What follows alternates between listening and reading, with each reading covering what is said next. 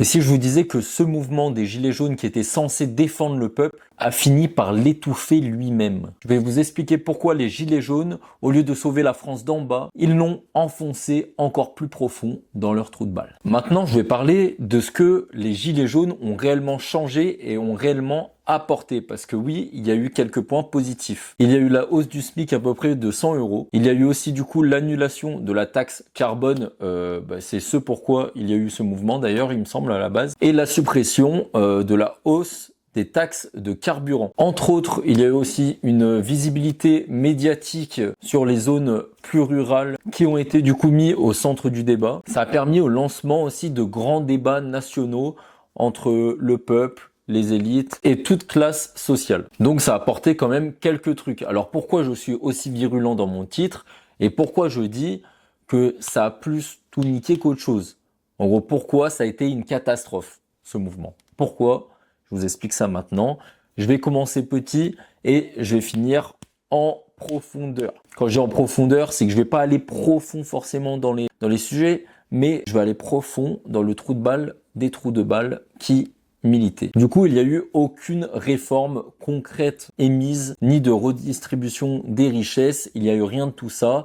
En réalité, on est revenu à zéro. Du coup, les inégalités sont restées les mêmes, et même avec l'inflation, ça a encore plus empiré justement. Le climat social s'est encore plus fracturé, la police contre le peuple contre le peuple, tout le monde se déteste, ils bloquaient les ronds-points, ils faisaient chier le monde, les mecs qui devaient travailler pour vivre convenablement, ne pouvaient pas tout simplement travailler pendant une grosse période, cette période d'embouteillage créée par les membres du peuple envers les membres du peuple. Le pire du pire, c'est les petits commerçants qui étaient totalement désemparés de la situation, dont certains qui ont fait faillite et qui ont fermé, tout simplement. Reparlons du coup des blocages dans les ronds-points. Pour moi, c'était le pire des trucs. En fait, c'était le plus débile. Il y avait des parkings, même moi, je suis en zone, voilà, je suis à la campagne, etc.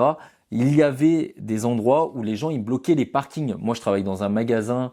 Voilà, tous les magasins d'à côté ne pouvaient pas travailler, on n'avait pas de clients. Imaginez les petites entreprises de patrons à la campagne. Ces mecs-là étaient complètement dans la merde et je connais personnellement des gens qui ont dû fermer boutique et qui ont fait faillite et qui ont été dans la merde pendant des années durant. On risquait tout simplement les pertes de salariés, les personnes étaient en retard à leur travail, on risquait aussi de se faire tout simplement licencier pour licenciement économique. Les mecs sur les ronds-points, c'était des putains d'alcooliques qui faisaient la fête, ils agressaient des gens, ça c'est le point numéro 2, ça c'était le premier point, je parlais des blocages, le point numéro 2, les gars, c'est les agressions du peuple envers le peuple.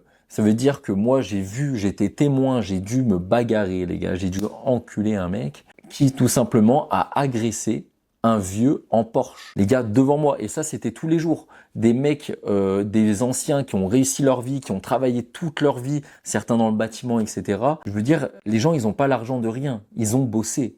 Je veux dire, une Porsche, surtout celle qu'il avait, c'était une Porsche Boxster, un truc comme ça, Boxster. C'était une Porsche à 25 000 grand max. Je veux dire, la personne qui l'a agressé, aussi bien, il a une voiture qui vaut beaucoup plus cher. C'est juste que c'est le mot Porsche. Voilà, c'est une belle Porsche, elle est bien entretenue. Du coup, le gars, il s'est dit, ouais, il est blindé. Je vais aller taper sur sa bagnole. Le vieux, il est sorti en mode, qu'est-ce que tu fais, machin. Le gars, il voulait lui taper dessus. Ouais, vieux riche de merde, etc. Moi, j'étais juste derrière, je suis sorti. Et il s'est passé ce qui s'est passé. Mais le truc, c'est que c'était débile. Tous les jours, je voyais des choses comme ça. Tous les jours, je voyais des gens qui se faisaient agresser par rapport à leur voiture. Ouais, t'as pas honte de gagner de l'argent, voilà. Non, mais c'est n'importe quoi. Les gars, on est tous pareils. On est tous des humains. Je suis désolé que tu gagnes plus ou moins. Ça montre juste quel travail tu fais ou à quel point tu as eu les couilles d'entreprendre, en fait, tout simplement. C'est juste ça.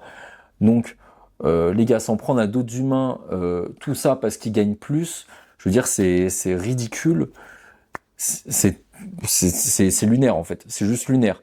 Le truc de base, c'est de s'en prendre à ceux qui décident de nos lois. C'est pas s'en prendre aux gens qui ont travaillé toute leur vie, à des anciens, à des mecs de 50, 60 piges, qui ont bossé toute leur vie pour s'acheter une belle bagnole. Voilà, et ça, je le voyais tout le temps, même mon père. Mon père, il avait une Mercedes, pareil, il s'est fait agresser. Mon père, il cogne, hein. Donc il s'est pas fait agresser longtemps. Mais voilà, il y avait plein de pénuries d'essence aussi. Il y avait des problèmes pour les urgentistes, pour les pompiers, etc., pour intervenir sur des lieux.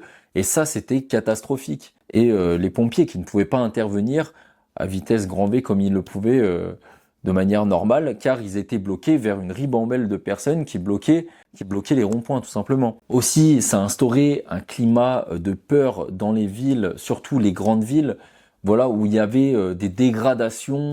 On avait peur, pour certains, de se faire tout simplement agresser, de recevoir des parpaings. Parce qu'en fait, le problème, c'est aussi les commerçants qui se font casser leurs biens, tout simplement. Déjà, ils payent les locaux, ils payent le loyer, ils doivent payer les employés, et les employés ne peuvent pas venir bosser parce que ils ont le magasin qui est cassé. Après, ils doivent payer les réparations. Surtout que la plupart, ils n'avaient pas une aide convenable pour tout réparer, et voire pas du tout d'aide. Je pense à mes parents qui sont commerçants, c'était le cas, hein. On a eu zéro aide, c'était complètement la merde. Donc, c'était ça.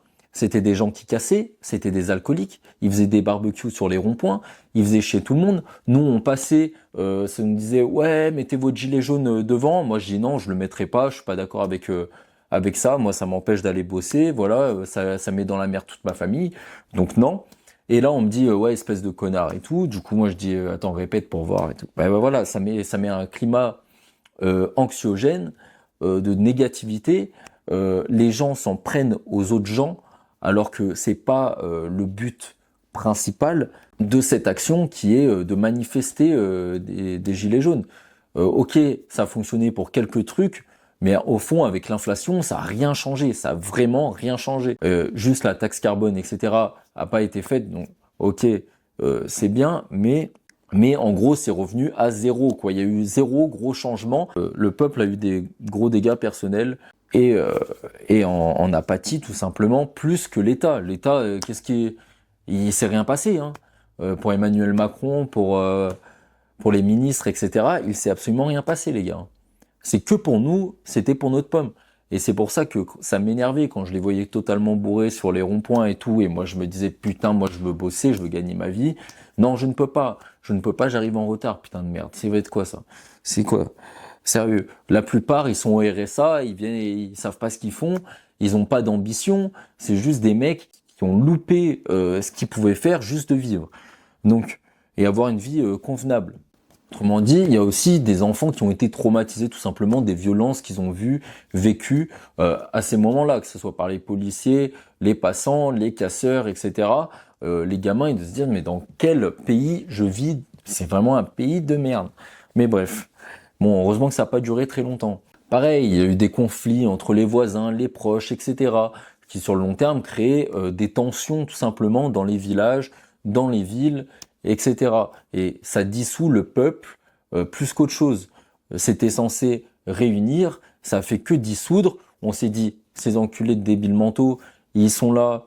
En fait, il y a eu les mecs qui sont intelligents, qui vont pas du coup manifester et pas emmerder le peuple. Et il y a eu les gens intelligents qui vont quand même, mais qui se restreignent sur la façon de faire, en gros, qui font les choses bien, et il y a une énorme partie des gilets jaunes qui étaient complètement débiles et qui faisaient chier tout le monde.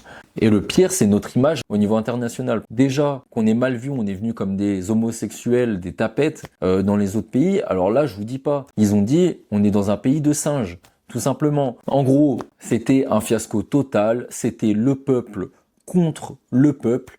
Et ça servit juste à la hausse du SMIC de 100 €, quelque chose qui aurait été fait peut-être 6 mois, 1 an après, à cause de l'inflation, tout simplement. Sinon, il n'y a eu aucun réel changement. Il y a eu juste que du dégât, voilà, des casseurs, des débiles mentaux qui cassent, des débiles mentaux qui agressent des vieux dans des voitures. Je le voyais tous les jours. Moi, j'en entendais. Il faut savoir que j'étais commerçant, donc j'étais dans un commerce. Et tous les jours, il y avait des gens qui venaient, ouais, ils nous cassent les bonbons, ils nous font chier, on peut pas vivre comme il faut, il y a un tel qui s'est fait agresser, ils ont cassé la voiture d'un tel, la voiture d'un tel. Tous les mecs qui avaient des belles voitures et qui réussissaient à peu près bien leur vie ou qui mettaient leur argent dans leur voiture parce qu'ils apprécient tout simplement les belles voitures, eh ben, il se la faisait casser. Donc, je suis désolé, c'était lunaire, c'était lunaire. J'espère que vous comprenez ce que je veux dire. Je n'ai rien contre les personnes qui ne cassaient pas, je n'ai rien contre les personnes qui étaient good vibe, on va dire. Un fait, voilà, une expérience personnelle, c'est juste une expérience personnelle. Une expérience collective, c'est un fait réel, factuel. Point. Donc, on a tous connu ça, des gens qui se faisaient brûler leur voiture, etc., surtout dans les grandes villes. Donc, c'était totalement inadmissible, c'est complètement débile. C'est bref. Abonnez-vous si vous voulez d'autres vidéos dans ce style-là. Mettez un like, partagez et faites comme vous voulez.